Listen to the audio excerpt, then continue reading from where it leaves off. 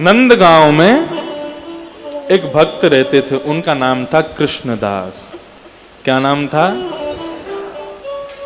तो कृष्णदास जो थे, उन्होंने महाभारत की कथा सुनी। महाभारत में एक जगह भीष्म पितामह कहते हैं, यदि कोई व्यक्ति एक सद नियम का पालन, बहुत ध्यान से सुनना, यदि कोई व्यक्ति एक सद नियम का पालन 12 वर्ष तक अनवरत एक दिन भी बिना नागा किए यदि कर ले, जैसे कि आपने एक सद नियम धारण किया, क्या? प्रातःकाल उठते ही पहले साईं को स्मरण करूंगा, साईं का वंदन करूंगा, साईं की गोद में विराजमान मेरी राधिका, मेरे श्यामजू, मेरे रघुनाथ जी, मेरी जानकी जी, उनका स्मरण करूंगा, तभी कुछ अन्न जल ग्रहण कर लूंगा। ये एक सद नियम है आपका। इस सद नियम का यदि पालन 12 वर्ष तक अनवरत बिना एक दिन भी नागा किए यदि आपने कर लिया, तो 12 वर्ष के बाद 13वें वर्ष का जब पहला दिन शुरू होगा, उसमें अनुभूति ये होगी कि आप नेत्र बंद करके जिनका दर्शन करते थे, अब नेत्र खोल के भी उनका दर्शन कर पाओगे। वो सिद्धि प्राप्त हो जाएगी। आप ठाकुर जी का दर्शन कर सकते हो जहां चाहो, जैसे ये एक सिद्धि बता रहा हूं मैं आपको। 12 वर्ष तक एक सिद्धि का प्रयोग करो, एक अपने नियम का रोज पालन करो, एक दिन भी नागा नहीं हो जाए, बस 13वां वर्ष ऐसा होगा, आप चाहोगे कि मुझे यहां ठाकुर जी दिख जाएं, तो आपको वहीं ठाकुर जी दिख जाएंगे। आप कहोगे कि मेरे लिए ठाकुर जी ऐसी लीला कर दें, तो आपके सामने सब अदृश्य हो जाएगा, ठाकुर जी लीला करते हुए प्रकट हो जाएंगे, ये सिद्धि मिल जाएगी। ऐसा वर्णन करते हैं भीष्म पितामह महाभारत में। तो कृष्णदास जी ने ये बात सुनी। ये बात सुनकर के श्री कृष्णदास जी एक नियम बनाया। क्या? मैं रोज पुष्प तोड़ के माला बनाऊंगा और माला बना करके रोज ठाकुर जी के चरणों में अर्पित करूंगा, रोज ठाकुर जी को पहनाऊंगा। किस भाव से? मेरा भाव यह है कि 12 वर्ष जिस दिन पूरे हों, 13वें वर्ष के पहले दिन मैं माला लेकर के ठाकुर जी के पास नहीं जाऊं, ठाकुर जी मेरे पास आके माला पहन लें। ये मेरा एक सद नियम,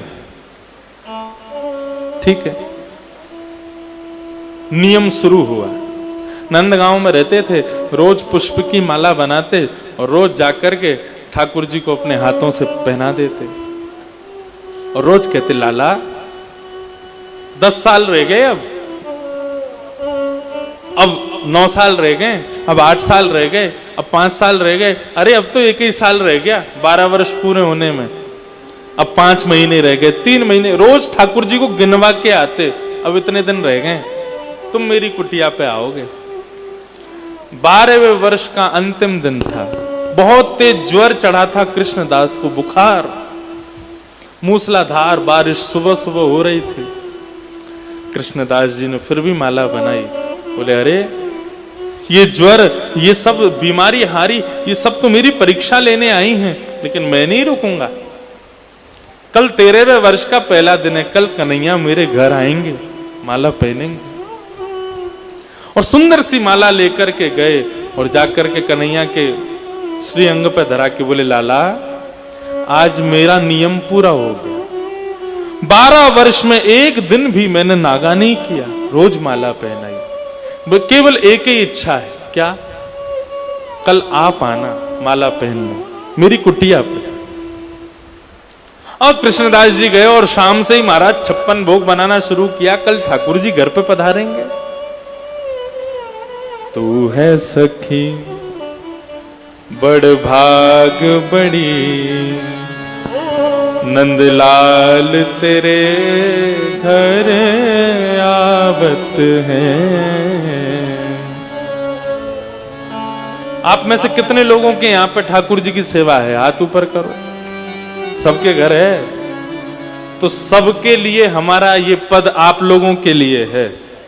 और हमारे सोनू साईं, पुनीत साईं, हमारे बड़े साईं, संपूर्ण साईं परिकर को, जो अपने ठाकुर जी का श्रृंगार स्वयं करते हैं, जो अपने साईं की श्रृंगार स्वयं करते हैं, उनके लिए ये पद है।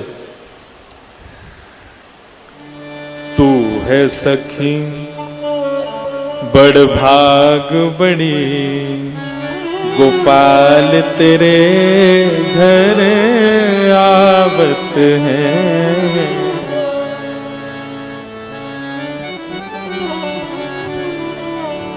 तू अपनो श्रृंगार करत है, तू अपनो श्रृंगार करत है। तू अपनो श्रृंगार करत है, तू अपनो श्रृंगार करत है। ये दर्पण हाथ दिखावत है रे, दर्पण हाथ दिखावत है। तू है सखी बड़ भाग बड़ी, गोपाल तेरे घर आवत है। तू है सखी बड़ भाग बड़ी, गोपाल तेरे घर आवत है। निज कर गूंथ सुमन के गजरा, निज कर गूंथ सुमन के गजरा, अपने ही हाथ पहरावत है। अपने ही हाथ पहरावत। ये भाव पता क्या है? जिनके भी घर ठाकुर जी विराज रहे हैं, जो अपने हाथों से ठाकुर जी की सेवा करते हैं, तो ऐसे लोग जब ठाकुर जी की निरंतर सेवा करते हैं तो ठाकुर जी वर्णन करते हैं, जिनके घर में मेरी निरंतर सेवा होती है, ऐसे मेरे अर्चक जब स्वयं का श्रृंगार करते हैं, जब स्वयं को दर्पण में देखते हैं, स्वयं के केश काटते हैं, स्वयं का श्रृंगार करते हैं, वो स्वयं नहीं करते, उनके हाथों में विराजमान होकर मैं ही उनका श्रृंगार करता हूँ, मैं ही उनके केश काटता हूँ, मैं ही उनको शीशा दिखाता हूँ, मैं ही उनको दर्पण कराता हूँ। कुम्मन दास जी कह रहे हैं कि भैया वो बड़े बड़े भागी हैं जो ठाकुर जी की सेवा करते हैं। क्यों? क्योंकि फिर उसके बाद जब वो अपना श्रृंगार करते हैं ना, तो वो स्वयं नहीं करते, ठाकुर जी ही उनका श्रृंगार करवाते हैं। जिनके घर में ठाकुर जी की सेवा होती है वो बड़े सुंदर लगते हैं देखने में, क्योंकि ठाकुर जी को सजाते हैं ना, इसलिए उनमें भी नूर आ जाता है, उनके स्वरूप में भी एक विलक्षणता आ जाती है। देखो हमारे साईं के यहाँ कितने सुंदर सुंदर हो आप सब लोग, सब सुंदर हैं आज जितने भी हैं। सिंधी सुंदर होते ही हैं, लेकिन साईं के दरबार में जो सिंधी नहीं है वो भी सुंदर लगता है। तो देखो हम सुंदर नहीं लग रहे। ये किसका प्रभाव है? यहां जब हम आते हैं ना, साईं अपने कर कमलों से हमारा श्रृंगार कर देते हैं। ये भक्ति का श्रृंगार चढ़ा है महाराज। बाहर कहीं किसी आयोजन में जाओगे, शादी ब्याह में भी कुर्सी पर बैठा व्यक्ति कोई ना कोई मुरझाया हुआ दिख जाएगा, लेकिन यहाँ दूर तक नजर घुमा लेना, एक के चेहरे पे मुरझाहट नहीं होगी, सब सुंदर दिख रहे हैं, सब प्रसन्न है, सब आनंदित है, सबका श्रृंगार हुआ है महाराज, सब सुंदर लग रहे हैं। कृष्णदास जी इंतजार कर रहे हैं, आज मेरे घर ठाकुर जी आएंगे। आज 13वें वर्ष का पहला दिन है। सुबह से ही महाराज अपने हाथों से 56 भोग बनाए, ठाकुर जी को बैठाने के लिए आसन बना। और ये आज की नहीं, 12 साल से ये व्यवस्था चल रही थी कि मेरे घर ठाकुर जी आएंगे। 12 साल से अपने घर को चमका के रखा, सजा के रखा, सुंदर बना के रखा। आज 13वें वर्ष का पहला दिन प्रारंभ हुआ। सुबह 4 बजे स्नान ध्यान करके श्री कृष्णदास जी अपने घर को सजा के बढ़िया महका करके और बैठ गए। महाराज अब ठाकुर जी आ रहे होंगे, और उसी डगर पर देख रहे हैं जहां से नंद भवन का रास्ता जाता है, कन्हैया आ रहे होंगे, श्याम सुंदर आ रहे होंगे। जैसी पलक झपकती है तो अपनी पलकों को समझाते हैं, अरे मूर्ख तू झपकती क्यों है, कहीं तू झपक गई और उस समय कन्हैया आ गए तो, इसलिए झपक मत, खड़ी रहे, खुली रहे।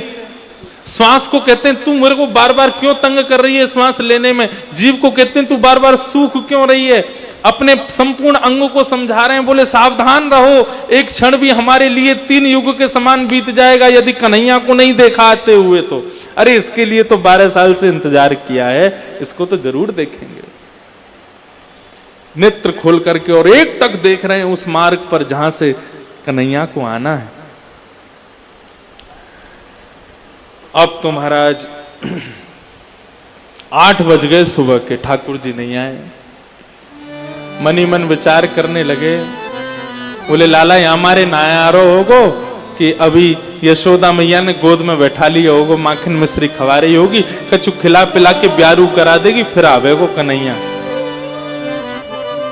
10 बज गए, ठाकुर जी नहीं आए।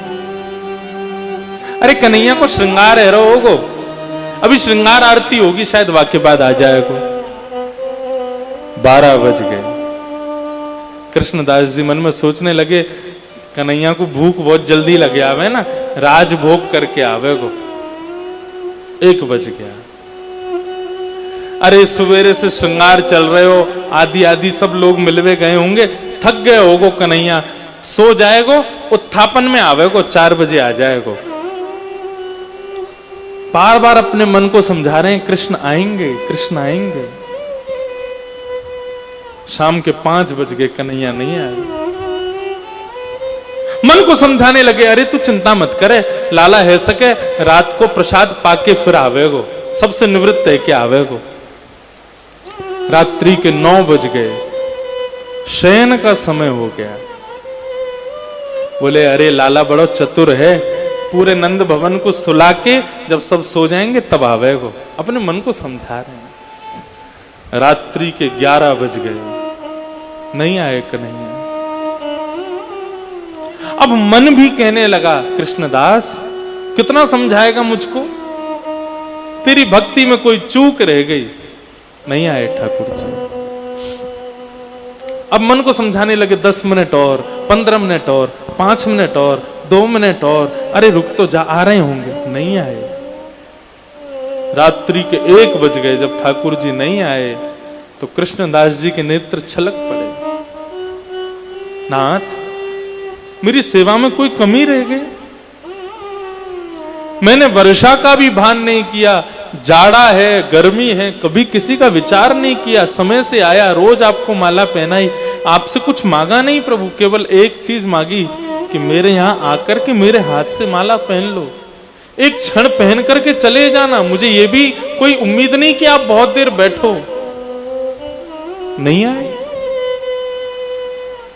उसी समय कृष्णदास जी ने अपने आंखों के आंसुओं को पोंछा और कहा ये सब भक्ति वक्ति सब विडंबना है, सब फालतू है, कुछ नहीं होता। यदि होता तो आज ठाकुर जी आते। और उसी समय अपने सब बोरिया बिस्तर बांध लिया, जितनी सामान थे सब धर लिया, अपनी कुटिया को जिसको 12 साल से सजाया था सबको तहस नहस कर दिया। तो नहीं रहना अब मुझे यहां। और अपना सारा सामान बांध करके निकल पड़े। 56 भोग जो ठाकुर जी को पवाने के लिए बनाया था उसको भी एक डलिया में बांध लिया और निकल पड़े। नंद भवन से प्रणाम करके जाने लगे। बोले भगवान होंगे तुम दूसरों के लिए, मेरे लिए आज से तुम भगवान नहीं हो। मेरे लिए आज से तुम्हारे लिए कोई जगह नहीं हृदय में। ऐसा सुना करके खड़ा खोटा बुरा भला बोल करके और जैसे ही नंदगांव से बाहर जाने लगे तभी बगल के वन से गायों का भयंकर झुंड दौड़ता हुआ आ रहा था। और झुंड आकर के मार्ग को पार करके दूसरी तरफ जा रहा था। अब असंख्य गाय एक साथ मार्ग पार कर रही थी। कृष्णदास जी रुक गए, कहां जाऊं, इतनी सारी गैया कहां से आ गई भैया, इतनी गैया। देखने लगे कहां तक हैं गाय, रात्रि का समय तो देख रहे हैं, जहां तक दृष्टि पड़ रही है गाय गाय गाय। बोले इतनी गैया कहां से आ गई। खड़े 45 मिनट हो गए, गायों का झुंड अभी समाप्त नहीं हुआ। कृष्णदास जी एक पेड़ के नीचे बैठ गए। बोले अब कैसे जाऊं आगे, इन गायों ने आकर के जो है झुंड के झुंडों ने आकर के मेरा मार्ग रोक दिया। वहीं बैठ गए। बोले अब पता नहीं कब तक ये गैया जाएंगी, तब तक अपना नाश्ता भोजन कुछ कर लेता हूं। तो 56 भोग जो ठाकुर जी के लिए बनाया था उसको खोल करके जैसे ही बैठे, उन गायों के झुंड में से ऊंची धोती पहने हुए, बगलबंदी पहने हुए, सिर पर एक स्वाफा बांधे हुए और गैया हाँकने वाले एक डंडा को अपने कंधे पर लटकाए, दोनों हाथ उस पर ऐसे डाले और नन्हा सा एक ग्वारिया बाबा की तरफ आया। कानों में 2 कुंडल पहने हैं, पूरे अंग पर गौरज और गौ गोवर छिटके पड़े हुए। बाबा कृष्णदास जी ने उसको देखा, बहुत सुंदर बालक। हाँ भैया, अरे राम राम, कहां जा रहे हो? अरे भैया कहां जा रहा हूं वो तो सब बाद में बताऊंगा, आजा लाला बैठ जा। ग्वारिया बैठ गया। बोले ये बताइए कौन की गैया है? बोले बाबा ये मेरे गौशाला की गैया है। और कितनी गैया है? बहुत है बाबा, 9 लाख गाय हैं। और 9 लाख? हमने तो कभी नंदगाम में 9 लाख गाय देखी नहीं। बोले बाबा तुम नंदगाम में, हमने कभी ना देखे। कहां रहे हो? बाबा बोले मेरा तो एक ही नियम था, एक ही बार घर से निकलता था, नंद भवन जाके माला पहना था, उसके अलावा नंदगांव में रहा नहीं, इसलिए देखा नहीं। अच्छा बाबा, अब कहां जा रहे हो रात में? बोले अब तो को कहा बताएं, 12 साल से या कन्हैया को अपने हाथन से बनाई माला पहना रहे, और एक ही इच्छा थी 13 साल में पहले दिन में हमारे घर आके माला पहन लियो। लेकिन ये तो कपटी है ना, माखन चोर है। जो गोपियन को ना भयो मेरो कांते है जाएगा। ये तो केवल विरह देना जानता है, प्रेम तो इसके हृदय में ही नहीं, पत्थर हृदय है इसका नंद नंदन का। जो मैं ऐसा जानती प्रीत किए दुख होए, नगर ढंडोरा पीटती प्रीत न करियो को।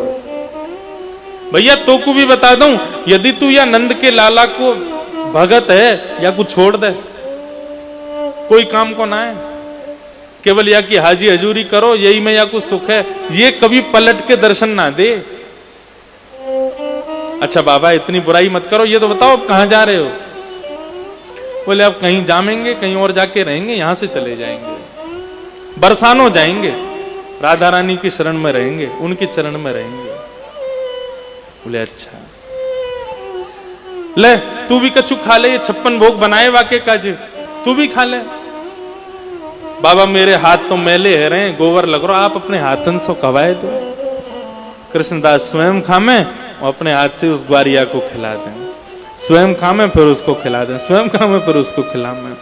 और खिलाते हुए कृष्णदास जी ने जैसे उस ग्वारिया की ओर देखा तो उस ग्वारिया बालक के नेत्रों से अश्रुधार बह रही थी, मुख से सेवन कर रहा था। लाला तू रो क्यों रोए? बोले बाबा मैं हमारे रो रहे हूं कि तुमने आज मुझको माला नहीं पहनाई। जैसे ही ये शब्द सुने, तुमने मुझको आज माला नहीं पहनाई। कृष्णदास बोले कौन हो तुम? और जैसे ही कहा कौन हो तुम, इतने में श्याम सुंदर खड़े हुए, पीत वस्त्र धारण कर लिए, मोर मुकुट प्रकट हो गया, हाथ में वंशी लिए, नंद नंदन सामने खड़े हो गए, प्रकट हो गए। बाबा ऐसी मधुर छवि प्रकट हुई ठाकुर जी की, उसको देख करके कृष्णदास जी प्रसन्न हो गए। बाबा आ जाओ, मैंने अपना वचन निभायो, आपने की 13वें वर्ष के पहले दिन आके मिलना है, मैं आगे हूं मिलने के काज, अब लाओ माला मेरे गले में पहना दो। कृष्णदास जी के नेत्र लाल पड़ गए और चेहरा लाल तिमतिमाने लगा। बोले अब तो बिल्कुल नहीं पहनाऊंगा। क्यों? मैं प्रकट है तो क्यों? बोले तुमने मेरे बुलाने से तुम प्रकट नहीं हुए हो। क्यों प्रकट हुए हो? बोले मैं जानता हूं तुम क्यों प्रकट हुए हो। बोले बताओ क्यों प्रकट हुआ? बोले क्योंकि मैं तुमको छोड़ के किशोरी जी के पास जा रहा हूं, इसलिए प्रकट हुए हो। आज अभी इसी वक्त अपना नाम बदलता हूं, आज से कृष्णदास नहीं, आज से राधादास। और सुनो, तुम्हारी गरज पड़े ना तो आके बरसाना में माला पहनना, अब तो मैं किशोरी जी के पास ही रहूंगा। आप तो ठाकुर जी उनको पकड़े और कृष्णदास जी हाथ छुड़ा के दौड़ करके सीधे बरसाना गए और मन में विचार करने लगे, जिन किशोरी जी के यहां जाने का मन बनाने मात्र से श्याम सुंदर प्रकट हो गए, उन किशोरी जी की शरण में रहूंगा तो ये तो नित्य चाकरी करवे आवे वो, वहां पे नित्य दर्शन करावे वो। तो इसलिए भैया श्रवणम कीर्तनम विष्णु स्मरणम, और ये जो चौथा है ना पाद सेवन, यदि ठाकुर जी की चरण सेवा चाहिए तो किशोरी जी की शरण में चले जाओ, किशोरी जी की शरण ग्रहण कर लो। मैं गाता हूं अपनी कथा में, मोहे तो भरोसो है तेरो री किशोरी राधे, मोहे तो भरोसो है तेरो री किशोरी राधे, मोहे तो भरोसो है तेरो री किशोरी राधे, मोहे तो भरोसो है तेरो री किशोरी राधे, मोहे तो भरोसो है तेरो री किशोरी राधे, मोहे तो भरोसो है तेरो री किशोरी राधे, मोहे तो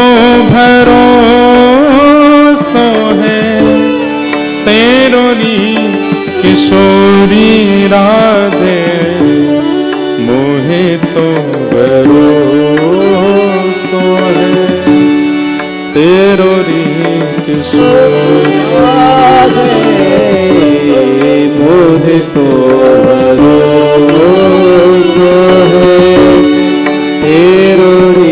कुछ नहीं चाहिए हमें आपसे, केवल एक चीज चाहिए, भुक्ति मुक्ति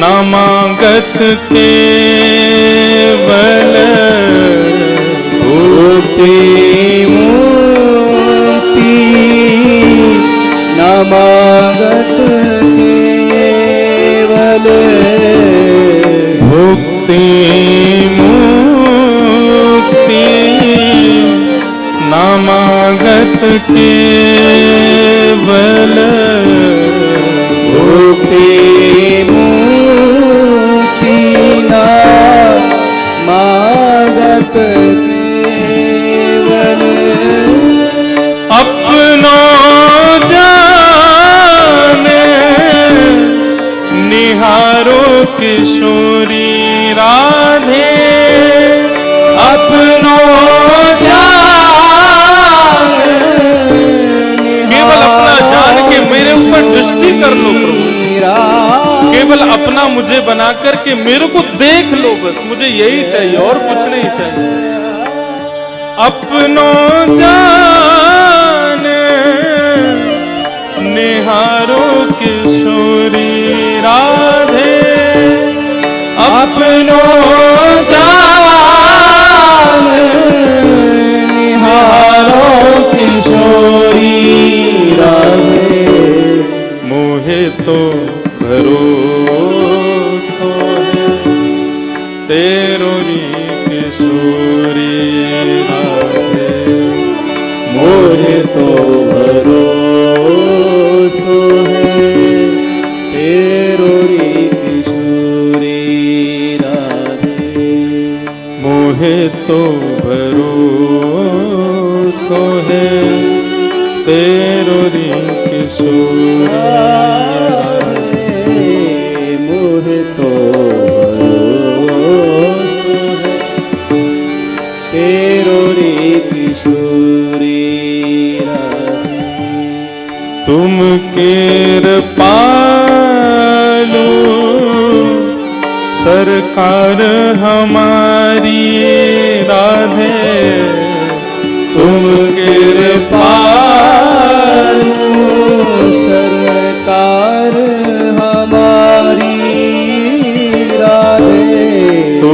केर पालू सरकार हमारी राधे। तुम केरे पालू सरकार हमारी राधे। प्यार करो या मारो किशोरी राधे। प्यार करो या मारो किशोरी राधे। प्यार करो या मारो किशोरी राधे। प्यार करो या मारो किशोरी राधे। मोहे तो भरोसो है तेरो री राधे। मोहे तो भरोसो है तेरो रे किशोरी। तेरो री किशोरी तेरो रे किशोरी। तेरो री किशोरी राधे। ठाकुर जी की यदि चरण सेवा करनी है तो किशोरी जी शरण में चले जाओ। बंधुओं, किशोरी कौन है? श्री राधा रानी कौन है? लोग इनकी वास्तविकता को आज तक नहीं जानते। वृंदावन में रहते हुए भी लोग वृंदावन आकर के राधे राधे जपते जरूर हैं, बरसाना जाते हैं, किशोरी जी को वंदन करते जरूर, लेकिन किशोरी कौन है ये कोई नहीं जानता। कौन है किशोरी जी? सुनो, भगवान श्री कृष्ण ने, नारायण ने मोहिनी अवतार धारण किया। सबने सुनिए मोहिनी अवतार कब धारण किया था? समुद्र मंथन के समय। क्यों धारण किया था? दैत्यों को मोहने के लिए। क्योंकि दैत्य जो है वो रूप पर कामिका कामनी मयम वाली बात है। तो दैत्य जो स्वर्ग पर उस पर अमृत पर मोहित हो रहे थे, उनको अपनी तरफ मोहित करने के लिए भगवान मोहिनी बन के आए। लेकिन उस मोहिनी रूप पर केवल दैत्य मोहित हुए ऐसा नहीं, देवता भी मोहित हो गए। शंकर भगवान, चंद्रमा, वायु, पवन देव, वरुण, इंद्र सब मोहित हो गए उन पर। सबको ऐसा लगने लगा हम इनसे ब्याह कर लें, इतनी सुंदर बन के ठाकुर जी आए। एक देव मोहित नहीं हुआ, सूर्य।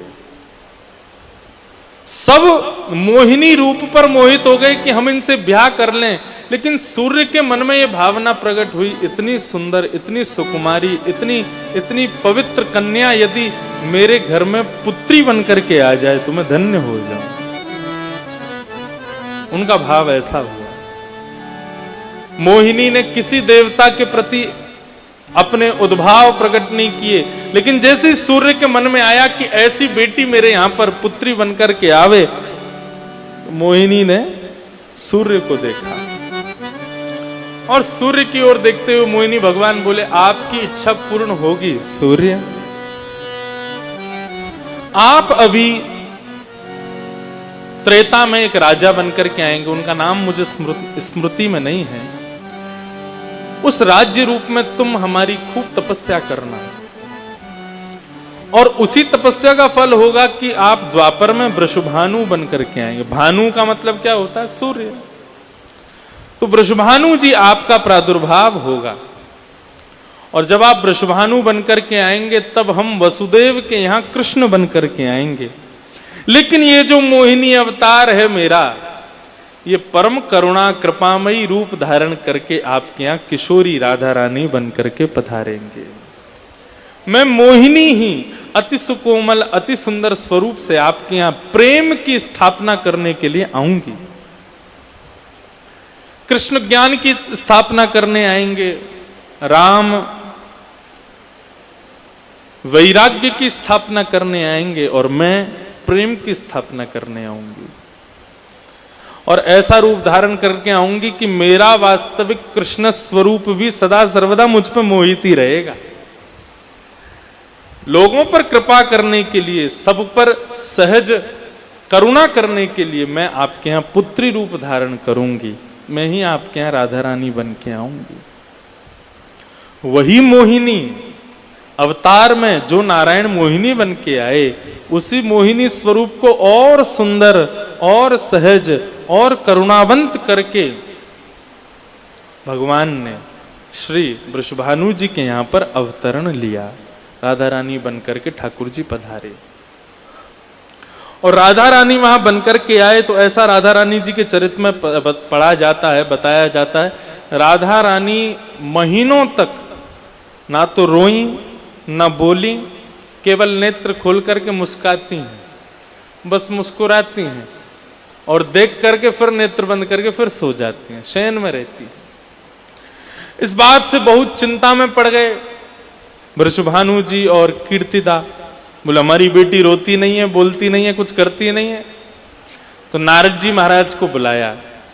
नारद जी से कहा कि हमारी बेटी सोती रहती है और जब नेत्र खोलती है मुस्कुरा के फिर सो जाती है, दूध पीती है फिर सो जाती है। आप कुछ करो, ये थोड़ी रोना तो शुरू करे, कुछ तो आवाज इसके मुख से निकले। नारद जी बोले मुझको लेके चलो अपनी लाली के पास। वृषभानु जी जब राधा रानी का दर्शन करने के लिए गए तो नारद जी जब राधा रानी का दर्शन करने गए तो स्वर्ण पालने में झूल रही हैं श्री किशोरी जी। किशोरी जी को जैसे ही देखा, उनकी सुंदर कांति को देख करके श्री नारद जी महाराज मोहित हो गए। अभी अभी नंदनंदन का दर्शन करके आए हैं ब्रजमंडल में, तो नारद जी वृषभानु जी को कहते हैं, बोले अभी अभी नंद के लाला को देख के आयो। आपके नंद के लाला और आपकी लाली राधा रानी में केवल इतना फर्क है, वो सांवरो ये गोरी है, नहीं तो दोनों की कांति एक सी है, बिल्कुल एक से है देखने में। नारद जी ने कही, हे वृषभानु जी आप थोड़ा ने बाहर जाओ, मुझको एकांत में मैं बात करूं। वृषभानु जी बाहर गए, तभी नारद जी महाराज श्री किशोरी जी के सामने हाथ जोड़ करके खड़े हो गए। हे किशोरी जी, अनंत नामों से किशोरी जी को पुकारा, लेकिन किशोरी जी नहीं उठी। लेकिन जैसे ही नारद जी ने कहा, ध्यान से सुनना, हे कृष्ण मनोहारिणी, जैसे ही कहा कृष्ण मनोहारिणी, कृष्ण मनोहारिणी शब्द सुनते ही किशोरी जी के नेत्र खुल गए। स्वर्ण जटित उस पालने में किशोरी जी उठ के बैठ गई, करताल बजाने लगी, ताली बजाने लगी, खिलखिल करके हंसने लगी। अब तो कृष्ण मनोहारिणी, कृष्ण मनोहारिणी, हे कृष्ण मनोहारिणी, इसी भाव को कहते हुए नारद जी महाराज नृत्य करने लगे और श्री राधा रानी करताल बजाने लगी, किलकिल करके हंसने लगी। ये दृश्य वृषभानु जी ने खिड़की में से देख लिया और जैसे ये दृश्य देखा है, देख करके उस शब्द को याद कर लिया जो नारद जी कह रहे हैं। नारद जी महाराज के जाते ही राधा रानी पुनः शयनावस्था में चली गई। कीर्तिदा ने गोद में लिया, बोले मेरी लाली में कहा है गयो, ना रोवे ना बोले ना हंसे, कछु ना करे, केवल आंख खोल के हंसे, आंख खोल के मुस्कुरावे फिर सो जाए। वृषभानु जी बोले मुंह को दियो। जैसे वृषभानु जी ने गोद में लिया तो गोद में लेती बोले, हे कृष्ण मनोहारिणी। जैसे ही कहा फिर से राधा रानी उठ करके बैठ गई, करताल बजाने लगी, अपनी भुजा उठाने लगी, नृत्य करने लगी, आनंद करने लगी। ऐसी श्री किशोरी जी। तो अब कभी भी बरसाने जाओ, क्या कहना है, हे कृष्ण मनोहारिणी। ये शब्द सुनते ही किशोरी जी प्रसन्न हो जाती हैं, आनंदित हो जाती हैं, उनको बहुत सुख मिलता है, बहुत प्रसन्नता होती है। तो बंधुओं, जिनको श्याम सुंदर के चरणार बिंदों की प्राप्ति करनी है, वो किशोरी जी की शरण में चले जाओ।